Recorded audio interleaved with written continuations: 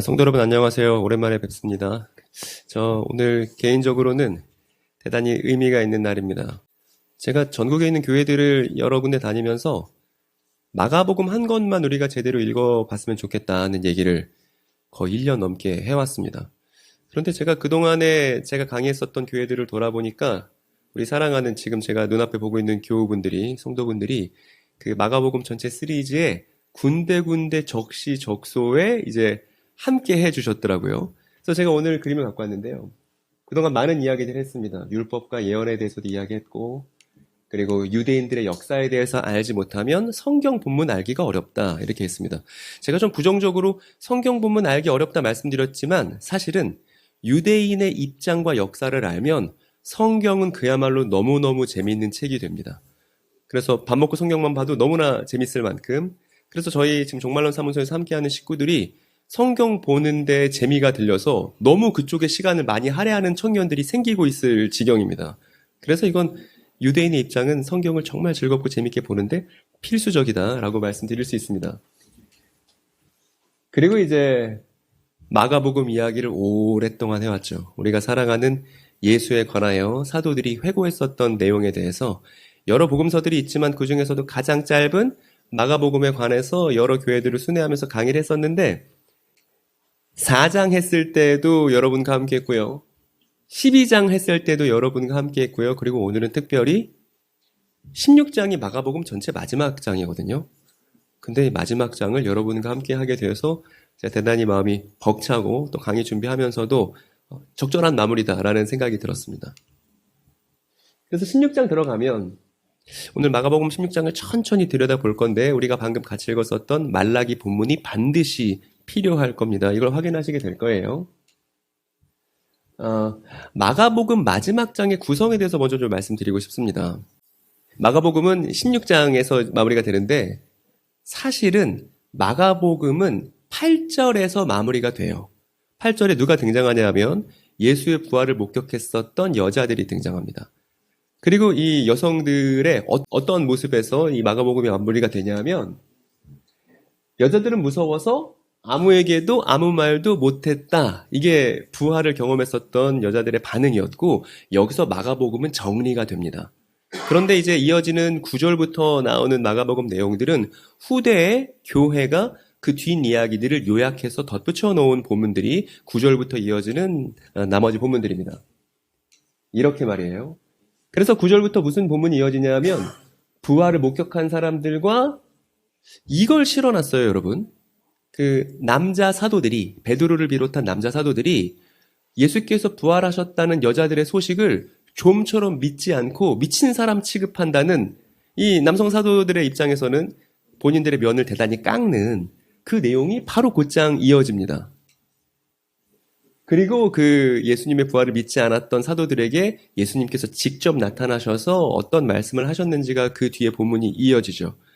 그러니까 우리는 사실 자신의 흠이나 치부에 대해서 공개하기를 꺼려하고 우리의 명예가 중요하다고, 우리의 존엄성이 중요하다고 생각하는 게 익숙함에도 불구하고 사도들은 자신들의 치부나 잘못이나 실수나 과거에 본인들이 잘못했던 거에 대해서 충실하게 기록해놓고 심지어 영원한 기록으로 남겨놓고 그것에 대해서 반성하고 변화된 모습을 삶으로 보여줬다는 것이 이게 기독교 전통의 출발이라는 것을 우리가 마가복음 16장에서 확인해 볼 수 있죠.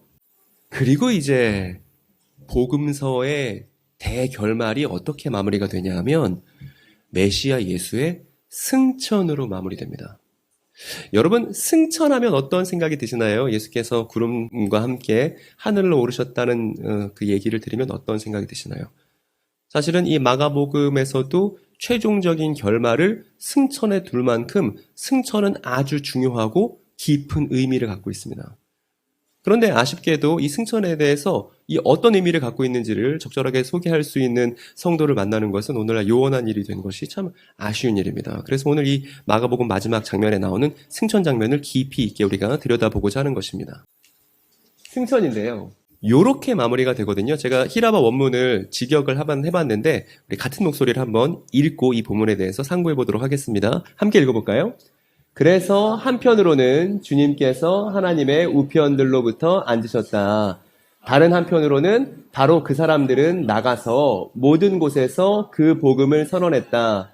그 주님께서 함께 일하시고 그 말이 뒤따라오는 표적들을 통하여 확증되었다. 좀 어색하긴 합니다. 글자도 많이 들어가고 이제 문형상 어색하긴 합니다만 원문을 직역하면 이런 문장으로 우리가 옮길 수 있는데 이게 마가복음 마지막 구절이다 이겁니다. 이게 마가가 쓴 거예요. 근데 제가 이 할아버지 얘기를 안 할 수는 없습니다. 이제 좀 있으면 이 할아버지가 돌아가실 텐데, 이제 돌아가시면 하나님한테 엄청 혼날 것과 더불어서 저 할아버지한테 자신의 삶을 온통 기대고 있었던 사람들이 상심하게 될 것이고, 그들을 위로하고 그들에게 적절한 복음을 소개하는 게 교회의 사명이라는 얘기를 제가 하는 것이 저의 또 사명이기 때문에 이 할아버지 얘기를 안 할 수가 없는데, 이만희 씨가 신천지 교인들, 오늘날 약 10만 명 정도 있는 신천지 교인들에게 40여 년간 가르쳤던 승천에 대한 내용은 어떤 것이냐면 이렇게 얘기했어요. 예수께서 구름 타고 승천하신 것은 우리를 멀리 떠나신 것이다. 아주 멀리 가신 것이다. 여러분의 생각과 한번 비교해 보세요. 두 번째는 예수님이 사도행전에 보면 예수님께서 이제 구름에 가려지셨다고 나오잖아요. 그래서 신천지 교인들은 예수께서 구름에 가려지셨기 때문에 더 이상 몸이 아니고 영으로 변하신 거다 이렇게 가르칩니다. 그러면 그 영이 되신 예수님은 어디 가 계시겠어요? 신천지 교인들 생각에. 이렇게 이제 지금 이만희 씨의 몸 안에 예수님의 영이 들어와 있기 때문에 이만희 씨는 죽지 않을 것이고 이만희 씨의 말씀을 듣는 것이 곧 생명이다라고 믿는 사람들이 우리의 이웃들이고 우리의 주변에 많이 있다는 것입니다. 그리고 유감스럽게도 제가 저 1번 같은 경우에요. 여러분 승천은 예수님께서 제자들을 멀리 떠나신 거죠? 라고 질문하면 기존 교인들도 아멘이라고 고개를 끄덕이는 상황을 우리가 직접 보게 되는 참혹한 현장들이 오늘날 지역교회들마다 있습니다. 여러분은 어떻습니까? 뒷얘기를 좀 하고 싶은데요. 우리가 승천 이야기를 제대로 이해하려면 역사 공부를 좀 해야 됩니다. 여러분 역사 공부하니까 또 약간 지루한 느낌 드시지 않습니까? 근데 이것이 우리의 사랑하는 한 분을 이해하기 위해서 필수적인 역사 공부라고 하면 다시 멈춰있던 우리의 심장을 뛰게 할 수 있습니다. 이 시절은 어느 시절이냐면 곰이라고 다니엘의 꿈에서 곰이라고 상징되는 건 페르시아라는 제국이었습니다.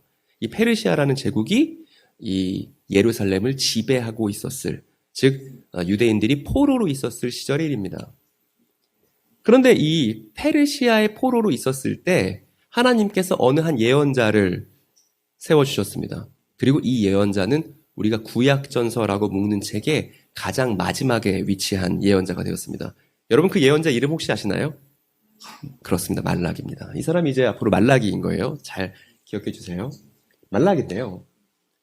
말라기가 예언하기를 뭐라고 예언했냐 하면 3장에 오늘 우리가 3장을 전체를 다 볼 텐데 3장에 뭐라고 예언했냐 하면 만군의 여호와가 이르노라 보라 내가 내 사자를 보내리니 그가 내 앞에서 길을 준비할 것이요 이렇게 시작됩니다.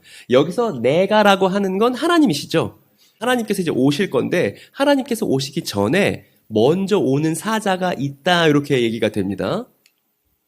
그런데 그 다음 보니까 또 너희가 구하는 바 주님이 갑자기 자신의 성전에 임하시게 될 텐데 그분이 누구냐 하면 언약의 사자다 이렇게 얘기합니다. 그러니까 여러분 여기서 사자가 두 사람이 등장한 거죠.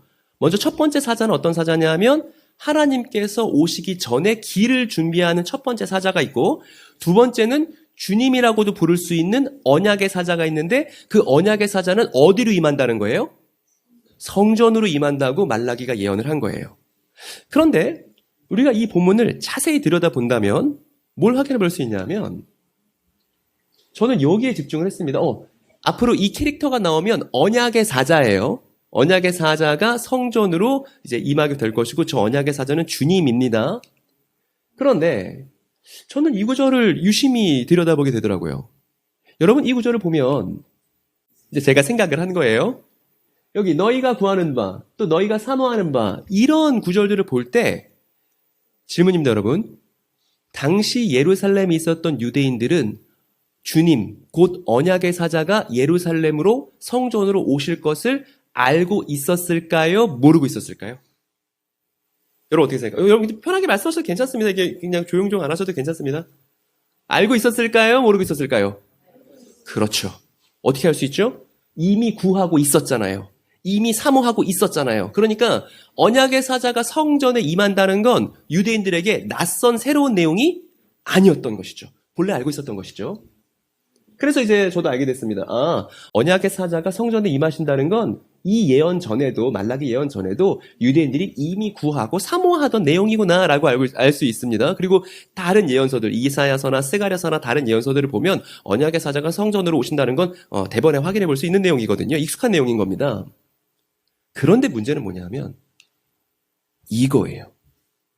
이 질문이 아주 중요하다는 것입니다. 제가 읽어볼게요. 대체 언약의 사자가 성전에 임하시면 어떤 일이 벌어지기에 이토록 유대인들이 구하고 사모하고 또 예언자들도 같은 내용을 말했던 것일까요? 이 질문을 우리가 유대인의 입장에서 던져볼 수 있겠죠. 언약의 사자가 성전에 임하시면 대체 무슨 일이 벌어지길래 그토록 구하고 사모했을까? 이걸 고민해보자는 것입니다. 그러면 우리가 이제 오랜 예언을 잘 꼼꼼히 들여다보지 않을 수 없는 것이죠. 여기 보니까 우리가 방금 본 대로 언약의 사자가 온다고 했는데 여러분 그 전에 언약의 사자가 성전에 오시면 무슨 일이 벌어지는지 알려면 우리가 어떻게 보면 좋을까요? 어떤 방법이 있을까요? 언약의 사자가 성전에 오시면 어떤 일이 벌어지는지 알고 싶어요. 여러분 어떻게 하시겠습니까?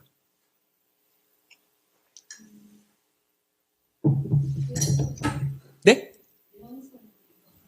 그렇죠. 당연하죠. 왜냐하면 언약의 사자가 성전에 임하신다고 예언이 돼 있는데 오셔서 뭐 하는지 알려면 바로 그 다음 내용 예언서를 읽어보면 그만인 거잖아요. 근데 여러분 그냥 우린 구면이니까 여러분 봤으니까 엄청 안 읽습디다. 정말 안 읽습디다. 제발 읽어야 된다고 그렇게 제가 목이 쉬도록 얘기해도 성경 정말 안 읽어요. 그리고 목사님 설교로 다 커버하려고 해요. 이게 사실 불가능한 일이거든요. 본인이 직접 책을 읽어보고 장면을 상상해보고 어린이들도 같이 그 장면에 상상하며 참여해봐야 되는데 교회들이 정말 안 읽어요. 뒤에 보면 이렇습니다. 그가 임하시는 날을 누가 능히 당하며 그가 나타나는 때에 누가 능히 서리오로 그 다음 내용이 시작됩니다. 우린 근데 알고 있어요. 여기 보면 그가 임하시는 날에 그는 주님이자 언약의 사자죠. 그는 어디로 임하시죠? 그렇죠. 쓰여있지 않지만 바로 앞 내용을 통해서 성전에 임하시는 주님이라는 걸 우리가 추론해 볼 수 있죠. 그리고 뒤에 보니까 그는 금을 연단하는 자의 불과 표백하는 자의 잿물과 같을 것이다. 이렇게 쓰여 있습니다. 근데 아마 여기 있는 어린이들은 잿물이라고 하면 뭔지 모를 거예요. 우리 친구 잿물 뭔지 알아요? 이제 잿물 이제 어렵잖아요. 그러니까 이렇게 어려운 단어들을 어른들이 설명해 주실 필요 있죠. 어른들은 양잿물 모르시는 분들 없잖아요. 그렇죠? 저기서 잿물은 뭐냐 하면 비누야. 잿물 비누. 그럼 상상해 보세요. 여러분 그 금과 불 있으면 어떤 관계죠? 금과 불. 이 불은 금을 어떻게 하나요? 녹이고 불순물들을 없앨 수 있는 깨끗한 금을 만들 수 있는 도구가 불이죠. 그럼 마찬가지로 옷과 비누는 어떤 관계예요? 그렇죠. 옷이 더럽더라도 깨끗하게 만들어줄 수 있는 게 비누고 잿물이죠. 그러니까 지금 무슨 얘기하는 거냐면 언약의 사자가 성전에 오시면 무언가를 깨끗하게 하고 정화하는 일을 한다는 겁니다. 그런데 뭐를 정화하고 뭐를 깨끗하게 하는지를 그 다음 내용을 보니까 이런 내용이 이어져요. 여러분 뭐를 깨끗하게 해요? 레위 자손들을 깨끗하게 한다는 거예요. 그러니까 아까 금이 누구냐면 레위 자손들이죠. 불은 누구예요? 언약의 사자입니다. 잿물은 누구예요? 언약의 사자죠. 그 잿물이 깨끗하게 하는 옷은 누구예요? 레위 자손들인 거예요. 레위 자손들은 누구냐면 제사장들입니다. 그러니까 이 예루살렘에 있는 제사장들을 깨끗하게 하는 일을 한다는 거예요. 누가? 언약의 사자가 성전에 임하시면 말입니다. 그러면 언약의 사자가 이제 레위 지파들을 깨끗하게 하시면 무슨 일이 벌어지죠? 이게 또 궁금해집니다. 뒤에 보니까 그들이 이제 여호와께 제물을 드릴 거다. 그럼 무슨 일이 벌어지냐 하면 예전에 그들의 제사가 여호와의 기쁨이었던 것처럼 그 제사장들이 하나님께 기쁨의 제사를 드릴 수 있도록 회복된다는 거죠. 근데 지금은 페르시아의 지배 아래 있는 노예 생활을 하고 있는 그리고 하나님 말씀 되게 안 듣는 그런 상황입니다. 그런데 이때 이 레위 지파 사람들이 회복이 되면 이거는 유다 전체가 회복된다는 것이고 다시 하나님의 백성다운 백성으로 거듭날 수 있다는 예언이 이 예언인 거예요. 그리고 하나님의 백성다운 백성이 나타나면 온 열방들도 한 분 하나님이 누구인지 그 사람들을 통해서 선명하게 깨닫게 될 수 있을 것입니다. 그 다음 내용 보면 그런데 레위 자손들을 깨끗하게 하는 일만 하지 않아요. 여러분 또 어떤 일도 한다고 쓰여 있죠? 심판도 해요. 누구에 대한 심판이죠? 점치는 사람, 간음하는 사람, 거짓 맹세하는 사람, 품꾼의 삭슬 속이며 과부와 고아를 압제하며 나그네를 억울하게 하며 나를 경외하지 않는 자들에게 속히 증언하라. 만군의 여호와가 말하였느냐. 이런 사람들 심판받는 것도 언제 벌어지냐면 언약의 사자가 성전에 임하시면 벌어진다는 거예요. 그런데 그 다음 내용을 보면 심판당하는 악인들과는 별개로 나 여호와는 변하지 아니하나니 그러므로 야곱의 자손들아 너희가 소멸되지 아니하느니라 이렇게 나옵니다. 즉 레위 자손들이 회복되고 다시 새롭게 될 하나님의 백성들은 절대 소멸하지 않는다고 얘기합니다. 그러니까 지금 말라기 3장에 두 부류의 사람들이 나타난 거예요. 심판받는 악인들과 새롭게 될 이스라엘이 등장하게 되는 것입니다. 그리고 이 일은 언제 벌어지냐면 언약의 사자가 성전에 임하시면 벌어진다는 것입니다. 그래서 이렇게 명칭을 붙일 수 있죠. 이쪽은 왼편에 있는 사람들은 심판받는 악인들이고 오른편에 있는 사람들은 소멸되지 않을 야곱의 자손들이다 이렇게 말할 수 있습니다. 그런데 어떤 일이 벌어지냐면 일군의 사람들이 하나님께서 이렇게 말씀하십니다. 여호와가 이르노라 너희가 완악한 말로 나를 대적하였느니라 하여도 너희는 이르기를 아니 우리가 무슨 말로 주님을 대적했어요? 우리가 무슨 그렇게 심한 말을 했다고 그러세요? 하나님을 섬기는 게 별로 그렇게 좋은 거 없잖아요. 오히려 교만한 사람이 하나님의 명령을 어길 수 있는 사람이 성공하는 거 아니겠어요? 이렇게 말하는 사람들이 있다는 거예요. 또 어떤 사람이 이런 말을 했는데 악을 행하는 사람이 부자 되고 하나님을 시험하는 사람이 화를 면하더라고요. 그러니까 하나님의 말씀 별로 안 중요합디다라고 하나님을 조롱하는 사람들이 있다는 것이죠. 그런데 이 조롱하는 사람들 앞에서 어떤 사람들이 있냐면 그때 여호와를 경외하는 자들이 피차의 말함에 여호와께서 그것을 분명히 들으시고 여호와를 경외하는 자와 그 이름을 존중히 여기는 자를 위하여 여호와 앞에 있는 기념책에 기록하셨느니라 이렇게 써 있습니다. 그러니까 이 사람들 어떤 사람들이냐면 이 사람들이죠. 깨끗게 된 제사장들이죠. 이 사람들은 뭐 하냐면 하나님을 조롱하는 사람들에 맞서서 무슨 얘기를 하냐면 그렇지 않다고 하나님을 적극적으로 증언하는 사람들이 있다는 겁니다. 그러면 이 사람들은 하나님께서 어떻게 해요? 기억해요. 자신의 기념책에 이름을 적어서 기억하신다는 겁니다. 그 기억하시는 사람 어떤 사람이냐면 하나님을 조롱하는 사람들 앞에서 하나님을 적절히 증언하는 사람을 하나님께서 잊지 않으신다는 거예요. 그리고 당시 책이라는 수단은 기억을 위한 가장 첨단 매체였습니다. 그러니까 하나님께서 절대로 잊어버리지 않겠다는 말씀을 하실 때 항상 책이라는 게 등장하는 거예요. 그 다음 내용 보면 또 이렇게 써 있습니다. 만군의 여호가 이르노라 그날에 내가 나의 특별한 소유로 삼을 그들은 아낄 것이요 사람이 자기를 섬기는 아들을 아낀같이 내가 그들을 아끼리니 그때에 너희가 돌아와서 의인과 악인, 하나님을 섬기는 자와 섬기지 않는 자를 분별하리라 라는 구절이 이어집니다. 우리가 이제 생각해 볼 수 있어요. 뭐냐면 이 사람들이 있는데 이 사람들 언약의 사자가 깨끗게 하신 레위 자손들이고 이 사람들 하나님께서 자기 아들처럼 아끼는 사람들이고 이 사람들 뭐 하는 사람들이냐면 하나님을 조롱하는 사람들 앞에서도 하나님을 증언하는 사람들이고 그렇기 때문에 하나님께서 절대 잊어버리지 않으시는 소멸되지 않는 야곱의 자손들이 바로 이 사람들인 거죠. 그런데 이 사람들 역할이 있습니다. 이 사람들 역할이 뭐냐면 뭘 분별하죠, 여러분? 본문을 잘 보세요. 의인과 악인을 원래 하나님이 분별하셔야 되잖아요.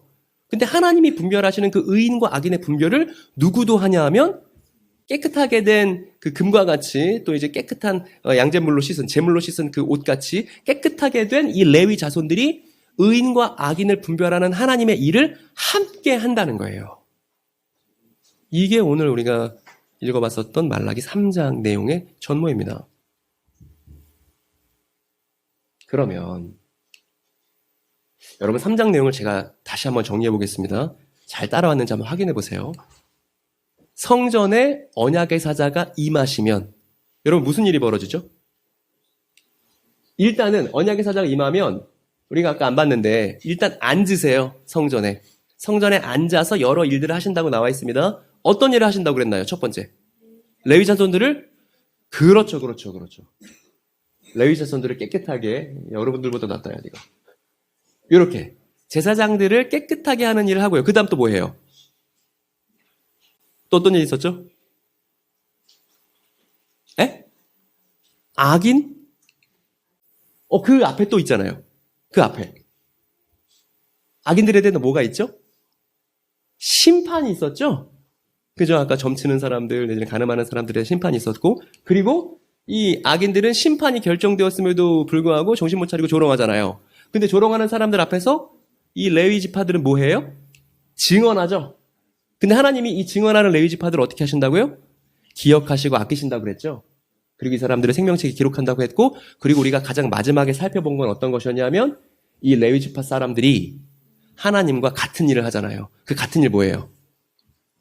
의인과 악인을 분별하는 주님의 일에 동참한다고 하지 않았습니까? 이게 말라기 3장 내용의 전모입니다. 그러면 여러분, 이제 우리가 더 딥한 상상을 해볼 수 있습니다. 뭐냐 하면, 여러분 이 장면을 모르시는 기독교인들은 없으실 거예요. 예수께서 예루살렘에 입성하실 때 뭘 타고 오셨죠? 땡, 당나귀 아니야. 뭐 타고 오셨죠? 한 글자만 빼면 되는데. 나귀를 타고 오셨죠? 왜? 아니, 다, 각자 다른 의견들로. 예. 그러니까 여러분, 나귀를 타고 오셨는데 그때 사람들이 호산나, 호산나, 다윗의 자손이라고 막 환영하고 자신의 겉옷들을 벗어서 막 깔아뒀단 말입니다. 이렇게 예루살렘으로 오시는 예수를 이 유대인들이 열렬하게 환영했었던 이유는 뭘까요? 도대체 예수를 어떻게 생각했기에 이렇게 열렬한 환영을 보여줬던 걸까요? 생각해보세요, 여러분. 아니, 예수님께서 예루살렘에 오셔서 뭔가 해줄 것이 분명하니까, 뭔가 보여줄 것이 분명하니까, 그러니까 겉옷도 깔고 호산나 호산나 찬양하지 않겠습니까? 이 사람들 도대체 무슨 생각으로 예수를 그렇게 열렬하게 환영했던 것인가요? 어떻게 생각하세요? 이 사람들 말입니다. 여러분, 이 사람들 다 유대인들이죠? 이 유대인들 말라기 예언 잘 알아요? 몰라요? 너무 잘 알죠. 본인들 민족의 운명이 걸려있는 예언이잖아요. 모를 리 없잖아요. 이 사람들 말라기를 기대하고 있습니다. 그러면 말라기 때문에 예수에 대한 열렬한 환영을 보여줬다면 이 사람들 예수를 뭐로 보고 있는 거예요? 그렇죠. 언약의 사자로 보고 있는 거예요. 그러면 예수님이 예루살렘 오셔서 성전에 임하시기만 하면 그러면 우리나라를 새롭게 해줄 거고 우리를 괴롭히는 저 제국들을 심판하실 거고 하나님이 역시 우리 유대인들이 이뻐하시지 우리를 영원히 기억하시지 이 생각을 했기 때문에 예수에 대한 열렬한 환영을 보여줬다고 우리가 추론해 볼 수 있잖아요. 여러분 이해되셨습니까? 우리 어린 친구도 이해했기 때문에 여기 아무도 이해 못했을 거라 생각하지 않습니다. 다 아는 그림인 거예요. 근데 이제 장면들이 뒤틀리기 시작하는데 예수께서 예루살렘이라는 도시에 방문하시고 나서 곧장 어디에 가셨을까요? 그렇죠. 마치 누구처럼? 성전으로 임한다는 언약의 사자처럼 예수님은 성전으로 곧장 가시더라고요. 그러면 이제 제자들이 옆에 있었잖아요. 제자들이 뭘 기대했겠어요? 성전에 도착하신 예수님 보면서. 이제 예수님이 성전에 앉으셔서 심판 시작하시고 레위 지파 깨끗하게 하는 거 시작하시나? 이거 기대했겠죠. 근데 제자들의 예상과는 달리 예수님께서 성전을 다 깽판을 놓으시고 뒤집어 놓으신 다음에 나오신 거 아니에요. 그랬더니 나오시면서 예수께서 이제 막 화를 내시고 제자들은 지금 이런 장면을 이해하지 못한 채 뭐라고 그러냐면 예수님 그래도 성전 건물 멋있죠? 성전 건물 정말 잘 지어놨죠? 하나님의 집 되게 기깔나죠? 이렇게 얘기했다는 거 아닙니까? 그랬더니 예수님께서 그 말에 더 열받으셨잖아요. 그래서 뭐라고 말씀하시냐면 이렇게 말씀하시죠. 니네 정말 몰라? 이거 내가 다 무너뜨려 버릴 거야. 이렇게 말씀하시니까 이 말을 들은 제자들 반응이 어떻습니까? 아니, 우리 상상해 볼 수 있죠? 아니, 언약의 사자가 성전을 무너뜨리는 게 말이 돼? 언약의 사자가 왔으면 성전에서부터 우리 민족을 흥하게 해주셔야 되는데 성전이 무너진다고 무슨 얘기지? 라고 궁금함을 가질만 하죠. 그래서 이 일 이후에 예수님께서 감람산에 올라가셔서 올리브산에 올라가셔서 이렇게 성전을 바라보고 계셨습니다. 그랬더니 몰래 번역에는 종용희라고 되어 있는데 이제 살금살금 왔다는 뜻이에요. 살금살금 내 놈이 찾아왔어요. 내 놈이 찾아와서 뭐라고 물어보냐 하면 이렇게 물어봅니다. 요거 한번 같이 읽어볼까요? 우리에게 이르소서 어느 때 이런 일이 있겠사오며 또 주의 임하심과 세상 끝에는 무슨 징조가 있겠... 그렇게 물어봤단 말입니다. 이거 왜 물어본 거냐 하면 예수님 성전에서 아직 레위 지파를 깨끗하게 하고 심판하시는 일들을 시작하지는 않으셨는데 그런 일들이 진짜 벌어진다면 우리가 뭘 보고 알 수 있죠? 그거 언제 벌어져요? 근데 그 일 벌어지면 저 좌의정 시켜주시고 우의정 시켜주시면 안 돼요? 불과 얼마 전에 그런 요청도 했었죠. 야고보는. 그러니까 요렇게 물어본 겁니다. 근데 여러분 여기서 쟁점은 뭐냐면요. 여기서 제자들이 물어봤던 주의 임하심이 뭘까요? 한 가지 분명한 것은 제자들은 지금 예수님이 십자가에 달려 죽으실 거라고 예상해요, 못해요? 예수님이 부활하신 거 여자들이 알렸지만 이 제자들 믿지 않았죠. 그러면 십자가도 몰랐고 부활도 안 믿었던 이 제자들은, 사도들은 재림을 얘기할 리는 없겠네요. 그럼 적어도 여기 주의 임하심이라는 글자가 재림처럼 우리 눈에 보일지라도 절대 재림일 수는 없겠네요. 합리적입니까, 여러분? 그런데 이제 다시 이 할아버지 얘기를 하면 이만희 씨가 40년간 무슨 얘기 했냐면 이 본문 마태복음 24장에 나오는 주의 임하심은 재림이다라고 40년간 가르쳐왔고 그래서 우리의 많은 교우들이 거기에 다 속아 넘어갔습니다, 여러분. 답답한 일입니다. 그럼 여러분은 주의 임하심이 뭐라고 말씀하시겠어요? 이 제자들이 물어봤었던 십자가도 기대하지 않고 부활도 기대하지 않고 재림은 더더욱 모를 이 제자들이 물어봤었던 주의 임하심은 뭘까요?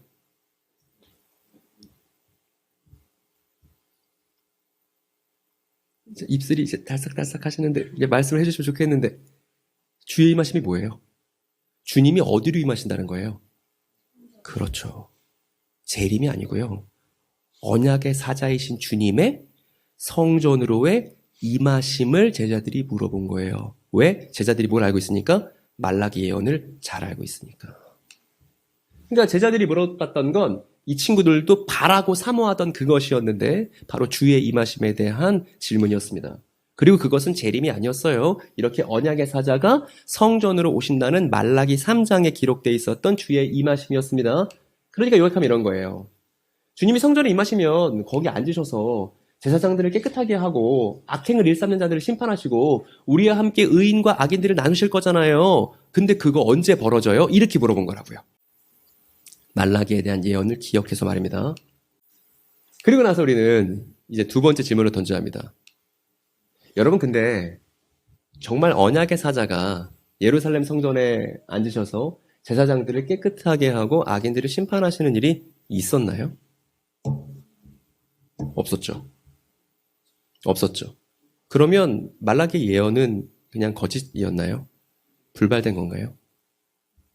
여러분들 잘 알다시피 예수님이 저 예루살렘 성전에서 앉아서 레위 자손들을 깨끗하게 하시고 악행을 일삼는 자들을 심판하신 일은 없었습니다. 오히려 어떻게 되셨죠? 예루살렘 가셨다가 비참하게 돌아가셨죠? 살해당하셨죠? 그러니까 우리는 말라기 3장에 예언된 내용이 정말 예수를 통해서 성취되는 것인가? 예루살렘 성전에 예수님 가셨는데 그런 일이 없는데? 라는 의구심을 충분히 가질 만하지 않으세요? 그러면 정작 소멸하지 않은 야곱의 자손을 깨끗하게 하시고 그들을 아끼시고 그들을 기억하시고 악인들을 심판하신다는 그 말라기 예언들은 어떻게 된 걸까요? 예수께서 많은 사람들이 기대를 받았습니다. 많은 사람들은 예수께서 언약의 사자로서 예루살렘에 방문하셨고 이제 성전으로부터 구원과 심판이 시작되기를 열망하고 있었습니다. 그런데 그들의 열망과는 달리 예수님은 십자가에 달려 돌아가셨고 많은 사람들이 실망했고 실망했던 사람들 중에 누구도 있었냐 하면 그분의 제자들도 있었죠. 제자들은 다 그냥 나 다시 업으로 돌아갈래, 그물줄로 돌아갈래 다 뿔뿔이 흩어지지 않았습니까? 그런 와중에 예수님을 사랑했었던 여자들만 남아서 예수님의 장례를 마저 치르려고 그의 시신을 뉘어놨었던 무덤으로 향합니다. 그래서 이제 마가복음은 명단을 얘기해 주는데 막달레나 마리아, 야고보의 어머니 마리아, 살로메 이런 사람들이 장례를 하기 위한 향유를 들고서 예수님의 무덤가로 지금 가고 있습니다. 가는 거죠, 이렇게. 그리고 그때가 일요일 날 동트는 아침이었던 거죠.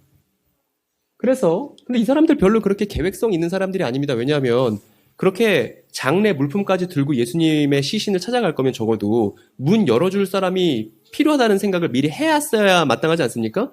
근데 정작 향품도 다 사고 거의 근처까지 다 왔는데 누가 문을 돌려주지? 누가 문을 열어주지? 이러고 있으니까 이 사람들 준비성들이 철저한 사람들은 아닌 거죠. 근데 막상 가보니까 준비가 돼 있네요. 문이 열려 있었고 예수께서 부활하셨죠. 그리고 우리가 마가복음 16장에서 본 것처럼 여자들은 예수께서 부활하셨다는 소식에 다 놀라서 아무 말도 못하고 있는 상황이었습니다. 그랬는데 이렇게 예수께서 부활하셨는데 그래서 오늘 우리가 일요일 날 아침에 모이게 되는 전통이 생긴 거잖아요. 이 부활 때문에 말입니다. 그리고 나서 예수께서 부활하셔서 이 자신의 십자가 죽음 이후에 뿔뿔이 흩어졌었던 이 배신자 사도들에게 다시 찾아가셔서 여러 말씀들을 해주셨습니다. 이 말씀들을 여러분이 사도행전에서도 확인해 보실 수 있고 마가복음 16장에서도 확인해 보실 수 있는데 여러 말씀들을 당부하신 다음에 뭐 어떻게 하셨냐면 이 말씀을 하신 다음에 예수께서 그들이 보는 앞에서 들려 올라가시니 구름에 쌓여서 보이지 않게 되었다. 이렇게 되는 게 이게 뭐라고 그러냐면 우리가 승천이라고 하는 장면이잖아요. 그죠? 그런데 이 승천 장면을 잘 보면 히브리서가 이 승천 장면의 의미가 이러한 것이라고 해설을 해줍니다. 여러분 앞에 있는 본문 한번 같이 한번 읽어볼까요? 그리스도께서는 대제사장으로 오셔서 손으로 만들지 않은 장막, 다시 말하면 이 피조물에 속하지 않은 더 크고 더 완전한 장막을 통과하여 다음번에 지성소로 들어가셨습니다라고 예수께서 성전으로 들어가셨다고 심지어 지성소까지 들어가셨다고 히브리서가 얘기하고 있단 말입니다. 근데 예수께서 들어가신 성전은 손으로 지은 성전이 아니라는 거예요. 그러니까 정리해보면 예수께서는 대제사장으로 오셨는데 대제사장 옷을 한번 입혀볼게요. 이제 안에 파란 거 입고 이제 여기다 판결 흉패 같은 거 맵니다. 대제사장으로 오셨는데 이 대제사장은 예루살렘에 지어놓았던 건물 성전이 이 대제사장의 성전이 아니었다는 거예요. 그리고 사람의 손으로 짓지 않은 성전으로 들어가셨다는 겁니다. 어떤 예언에 따라? 말라기 예언 그대로 말입니다. 언약의 사자가 성전에 임해야 한다는 그 말라기 예언대로 예수께서는 대제사장으로 오셔서 건물이 아닌 다른 성전으로 들어가셨다는 거예요. 그 다른 성전이 뭐냐 하면 이렇게 써있네요. 이것도 한번 같이 읽어봅시다. 그리스도께서는 참 성소의 모형에 지나지 않는 손으로 만든 성소에 들어가신 게 아니라 바로 하늘 성소 그 자체에 들어가셨습니다.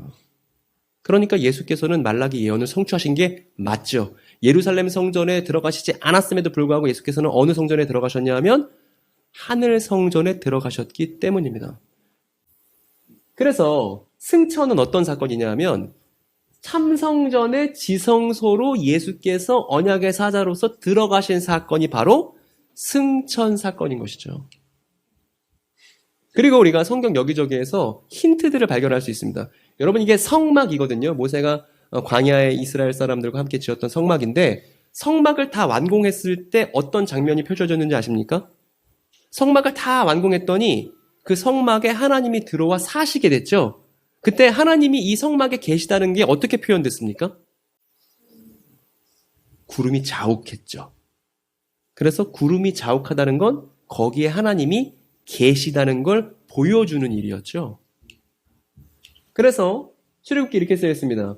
이렇게 모세는 모든 성막 건설을 마쳤다. 그때에 구름이 회막을 덮고 주님의 영광이 성막에 가득 찼다. 똑같은 말을 또 반복합니다. 모세는 거기 들어갈 수 없었는데 왜냐하면 구름이 회막에 머물고 그리고 주님의 영광이 성막에 가득 찼기 때문이다. 이렇게 말합니다.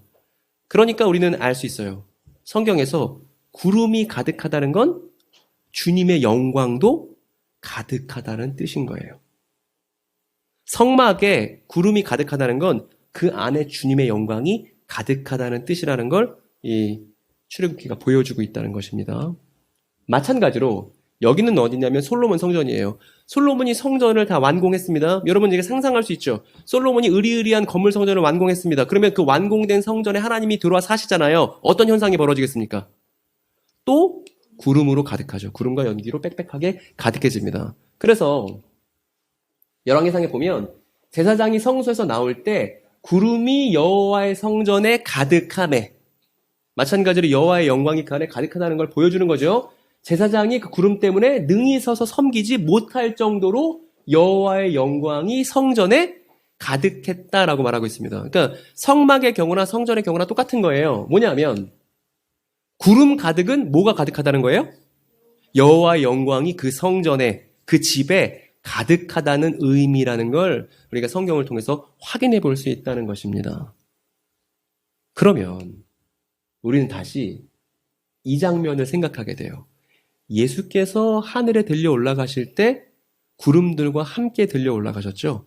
그 얘기는 이 하늘에 하나님의 영광이 가득하며 그 하나님의 영광이 가득한 하늘 성전에 예수께서 입성하셨다는 걸 보여주는 중요한 단서가 승천의 구름인 것이죠. 이거 한번 같이 읽어볼까요? 오늘의 결론이니까요. 승천은 하나님의 영광에 쌓여 언약의 사자가 마침내 성전에 임하셨음을 보여주는 사건입니다. 여러분, 우리가 진작에 알았으면 이거 신천지 문제 이렇게 불거지지 않았을 겁니다. 이만희 씨의 얘기가 거짓이라는 걸 우리가 쉽게 얘기할 수 있었을 겁니다. 말라기 3장만 꼼꼼히 읽어봤다면. 그럼 여러분 이제 그 다음인데요. 여기 보니까 언약의 사자가 성전에 임한다고 했죠? 근데 성전에 임하신 언약의 사자의 자세가 어떻죠? 성전에 임하신 언약의 사자의 제스처가 어떻습니까? 자세가 어떻습니까? 그렇죠. 앉아서. 그러니까 구약의 예언들은 대단히 꼼꼼해요. 그리고 이 꼼꼼한 예언들을 유대인 사도들은 잘 알고 있습니다. 그리고 예수는 대단히 디테일하게 예언을 성취하시는 분이라는 걸 이제 확인할 차례입니다. 이 앉아서가 되게 중요해요. 아마도 제자들은 예수께서 예루살렘 성전에 도착했을 때 뭐만 기대했겠어요? 언제 앉으시지? 저 지성소에 언제 들어가시지? 언제 앉으시지? 이 생각만 하고 있었을 걸 우리가 상상해 볼 수 있잖아요. 이 앉아서가 대단히 중요합니다. 그런데 제자들의 기대와는 달리 예수님은 예루살렘 성전에 들어가서 앉지 않으세요. 다 그냥 깽판만 놓으시고 그냥 나오시지 거기서 앉아서 구원과 심판을 행하는 왕으로서 군림하지 않으신단 말입니다. 그럼 예수님이 언제 성전에 앉으셨나요? 이게 오늘 최종적인 질문입니다. 그렇죠. 그래서 우리가 아까 말라기 3장의 예언들의 그림을 정리했는데 여기도 제가 2번에 박아놨죠. 언약의 사자가 성전에 임하시면 어떻게 해요? 앉아서. 이 앉는 게 되게 중요한 겁니다.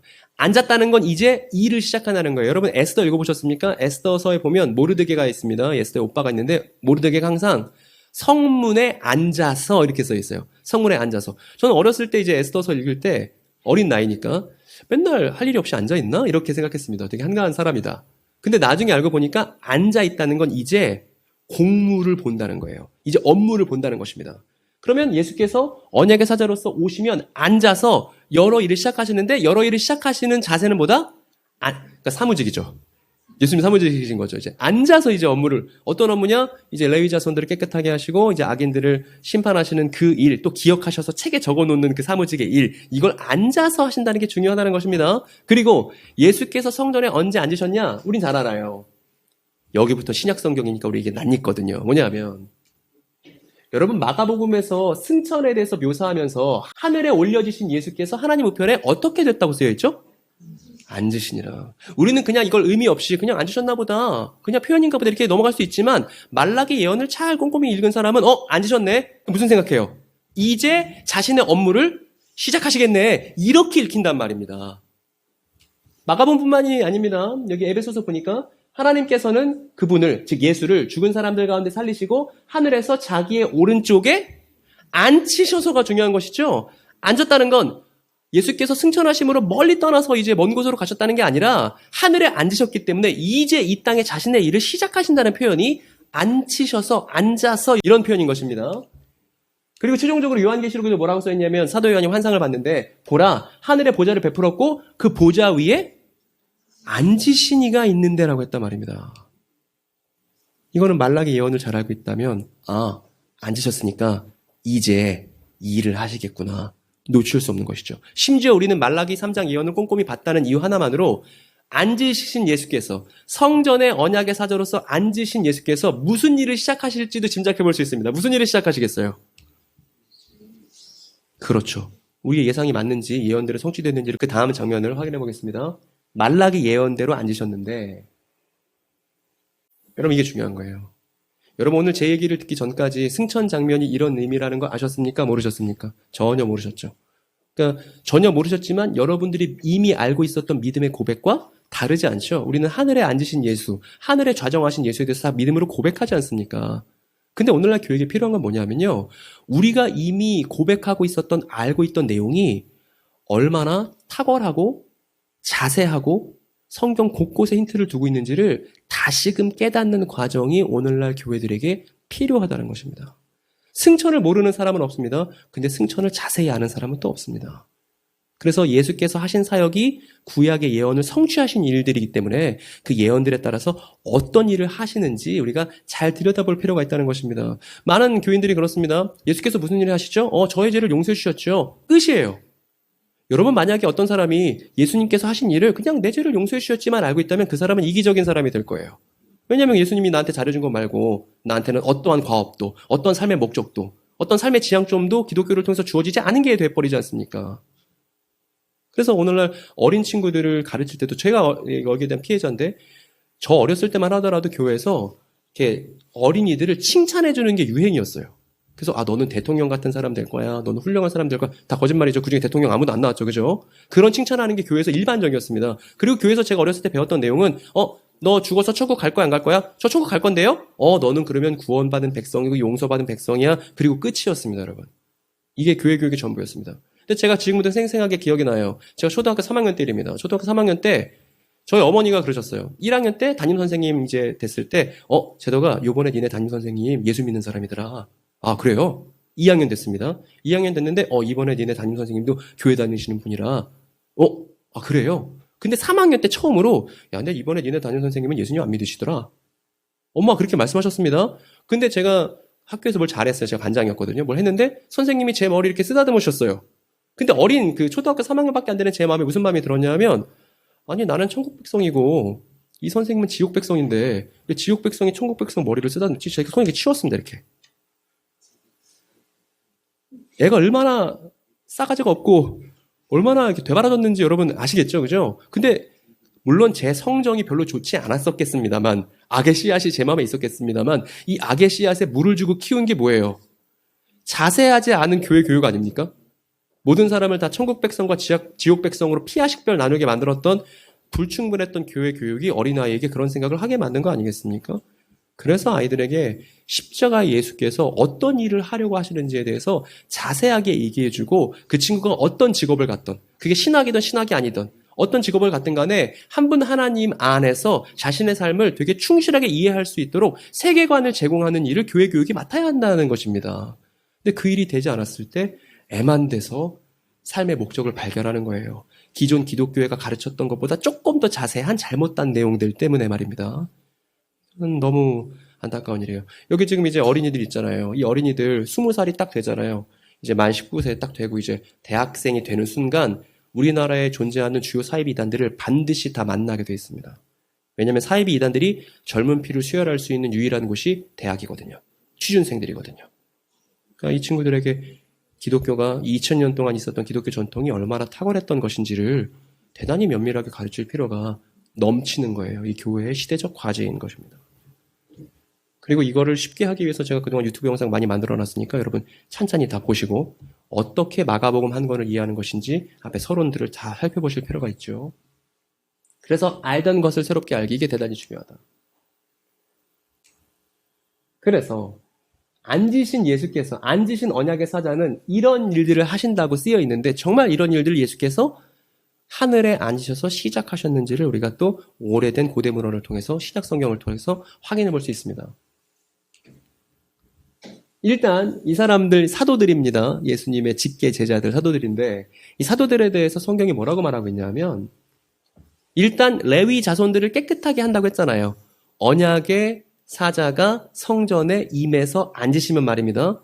그래서 신약 성경에 어떤 구절이 있냐면 이 사람 바울인데 바울이 이렇게 말하는 거예요. 이것만 같이 읽어볼까요? 나로 하여금 하나님의 복음을 전하는 제사장의 직무를 수행하게 하시려는 것입니다. 라고 말합니다. 바울은 자기 자신이 누구라고 알고 있어요? 제사장이라고 얘기하네요. 복음을 전하는 제사장이 나야 라고 바울은 얘기합니다. 즉 바울은 당신 어느 지파입니까? 물어보면 바울이 이렇게 말할 거예요. 저는 언약의 사자께서 깨끗하게 해주신 레위 지파죠. 이렇게 말할 겁니다.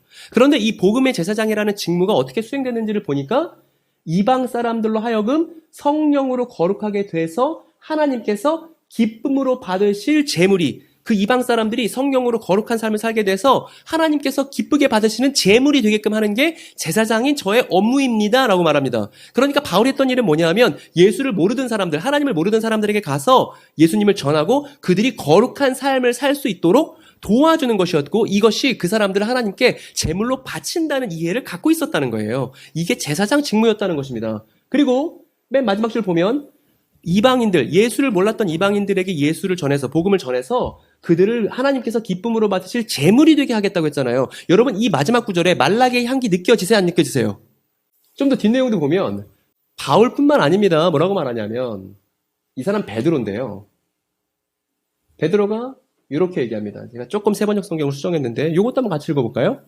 그래서 여러분은 예수 그리스도로 말미암아 하나님께서 기쁘게 받으실 성령의 제사를 드리는 거룩한, 그럼 여러분들은 직책이 어떻게 되시죠? 제사장이시죠. 여러분들은 지파가 어느 지파시죠? 레위 지파들이시죠. 그런데 여기서 우리는 충격을 느끼게 됩니다. 어떤 거냐면 예를 들어 어떤 친구가 예수를 안 믿었어요. 이방인이에요. 근데 그 사람에게 복음을 전해서 그 사람이 예수를 믿고 거룩한 삶을 살게 됐습니다. 그러면 그 사람에게는 직책이 두 개인 거예요. 하나는 그 사람은 제사장이자 또 뭐이기도 하냐면 하나님께서 기쁘게 받으실 제물이기도 한 것이죠. 그러니까 예수를 믿는다는 건 제사장이 됨과 동시에 제물이 되는 것이죠. 그래서 이렇게 사도들을 통해서, 1세기 사도들을 통해서 많은 사람들이 제사장이 되고 제물이 되는 삶에 참여하게 된 게 뭐예요? 기독교예요. 기독교는 그러니까 제사장 연합이에요. 또는 어떻게 말할 수 있죠? 제물 연합이죠. 하나님께 내 삶을 통째로 드리기 위한 제물이자 다른 사람들에게 복음을 선언하고 그 사람들이 거룩하게 살 수 있도록 돕는 레위의 역할을 하는 것이 기독교인의 사명인 것입니다. 그리고 이것도 다 말라기 예언에 연결이 되는 부분이죠. 베드로랑 바울이랑 말라기 예언 너무나 잘 알았을 것입니다. 확인해 보니까 여기 나왔네요. 여기 보니까 뭐라고 써있죠? 여호와께서 레위 지파들을 깨끗하게 해주셔서 제사장들을 회복하실 거다. 언약의 사자가 성전에 임하셔서 앉으시면, 그 다음에 뭐라고 써있냐면 그때에 유다와 예루살렘의 제물이 옛날 고대와 같이 여호와께 기쁨이 되려니와 써있죠. 그러니까 하나님께서 기뻐하시는 제사는 예나 지금이나 사람이 거룩한 삶을 살아서 그 삶 전체를 하나님께 드리는 걸 기뻐하신다는 걸 우리가 여기서 확인해 볼 수 있죠. 구약과 신약의 맥락이 동일하다는 것입니다. 그래서 이제 이렇게 제사장들이 생겨났어요. 그리고 이 제사장들의 복음 선언을 통해서 또 추가적으로 제사장들이 생긴 열방의 사람들이 있습니다. 이 사람들 역할이 뭐냐면 증언이죠. 증언. 그리고 하나님께서 이렇게 하나님에 대해서 증언하는 사람들을 기억하시겠다고 했고, 말라기에 뭐라고 예언되어 있냐면 생명책에 기록한다, 기념책에 기록한다 되어 있잖아요. 그게 신약 성경에도 동일하게 등장합니다. 여기 보면 이 여인들은 복음을 전하는 일에 나와 함께 애쓴 사람입니다. 이 사람들 이름도 몰라요. 이름도 모르는 여인들인데 뭐라고 써있냐면 이 여인들의 이름이 어디에 기록되어 있대요? 생명책에. 그런데 여러분, 그냥 저 예수님 믿는데요? 그럼 너 생명책에 써줄게. 전 그렇게 생각하지 않습니다. 왜냐하면 말라기 예언에는 뭐라고 써있냐면 하나님을 조롱하는 사람들에 맞서서 하나님을 증언하는 사람들이 생명책에 기록되고 기념책에 기록되는 사람들이었잖아요. 이 여인들 했었던 일이 뭐죠? 복음을 전하는 일에 사도들과 함께 애썼던 여인들인 거잖아요. 그럼 하나님께서 기억하시는 사람은, 복음을 전하는 일에 애쓴 사람은 그 사람의 이름을 하나님께서 생명책에 기록하신다? 성경적인가요? 비성적인가요? 아주 성경적인 표현인 것이죠. 그리고 방금 말씀드렸던 바와 같이 이런 사람들만 있는 게 아니고 이런 사람들도 있습니다. 그러니까 아까 말라기 예언에 예언되었던 악인들인 거죠. 이 악인들은 어떤 사람들이냐면 하나님께서 하시는 일에 대해서 조롱하는 사람들이죠. 근데 조롱하는 사람들에 대해서 언약의 사자가 하셔야 될 역할은 뭐였냐면 심판이었죠. 그런데 예수께서 오시니까 이렇게 말씀하시네요. 아들을 믿는 사람은 심판을 받지 않는다. 그러나 믿지 않는 사람은 이미, 여러분 이게 좀 이상하죠. 이미 심판을 받았다. 믿지 않는 사람들은 이미 심판을 받고 있는 중이라는 거예요. 근데 우리가 생각하는 심판의 이미지는 어때요? 풍비박산 나고 좀 어디가 아프고 재난이 떨어지고 이래야 심판이잖아요. 그런데 심판은 원문으로 뭐냐면 판단이에요. 판단. 그러니까 판단과 판단의 결과를 구분할 필요가 있습니다.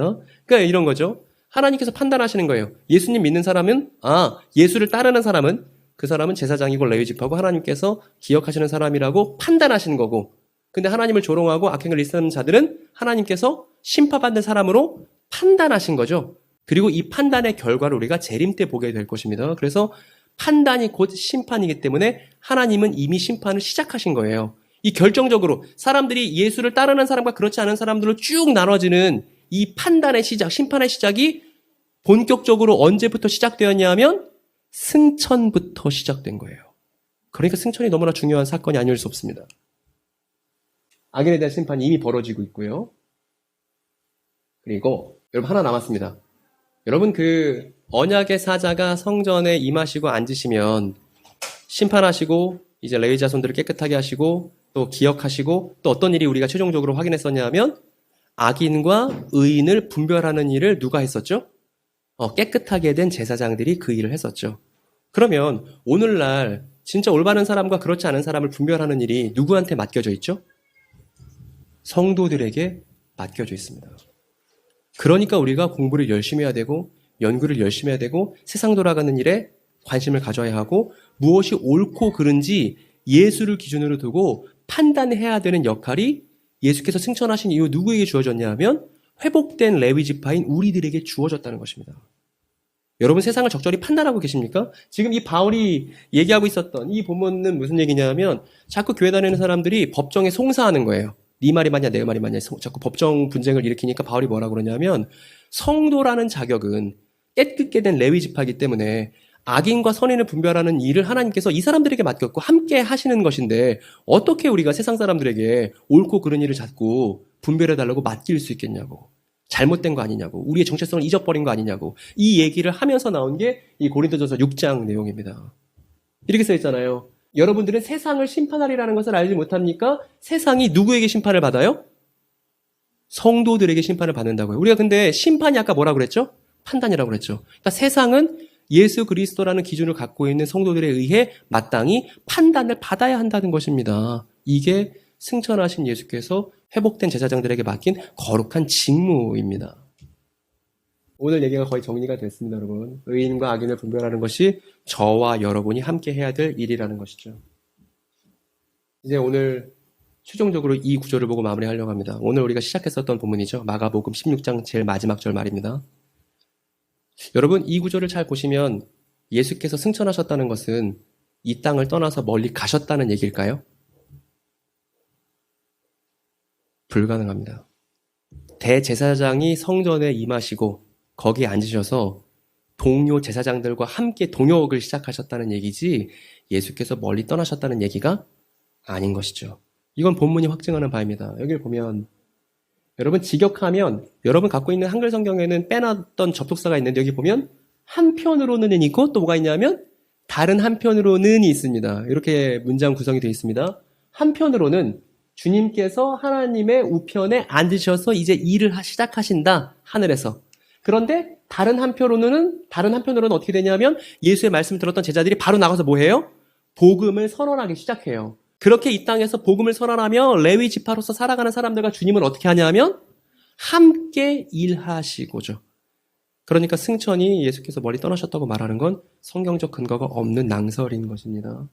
그리고 사도들이 복음을 선언하고 그 사람들이 다른 사람들을 거룩하게 살게 만들며 하나님께 기쁨의 자세를 올려드릴 때 여러 표적들이 일어나며 그들이 옳다는 게 증명되었는데 이것이 승천하신 예수와 성도들의 연합작전이었다는 것이죠. 이것이 마가복음 맨 마지막 장, 맨 마지막 절의 의미입니다. 그래서 이제 오늘 드릴 말씀은 제가 다 드렸습니다. 여러분 오늘 내용 다 이해되셨습니까? 별로 어렵지 않으셨죠, 그죠? 이 내용은 성경을 확인만 해도 대번에 드러나는 내용이고 우리가 잘 보존해서 다음 세대에게 전달하며 동시대인들에게 설명해 줘야 할 진실한 이야기입니다. 이 이야기를 이제 정리해보고 오늘 긴 강론을 마치겠습니다. 여기 가운데 대제사장께서 계시고 옆에 누가 있어요? 여기 다 우리 양지교회 식구들이 있는 거예요. 여기 남자 성도, 장년 성도, 여자 권사님 계시고 저기 청년들 애기들 있잖아요. 다 직책이 뭐예요? 레위 지파이자 제사장인 것이죠. 이제 오늘 승천에 가서 정리하겠습니다. 지금까지 여러분 제가 열심히 수고했으니까 이번에는 여러분들이 수고하실 차례입니다. 여기 있는 걸 큰 소리로 한번 읽어주시고 잘 마음에 새겨주셨으면 좋겠습니다. 첫 번째부터 시작. 말라기가 예언한 언약의 사자가 하늘 성전에 임하신 사건입니다. 두 번째입니다. 성전에 임하신 대제사장인 예수는 하늘 보좌에 앉으셔서 자신의 제사장들을 소집하시고 함께 일하십니다. 마지막입니다.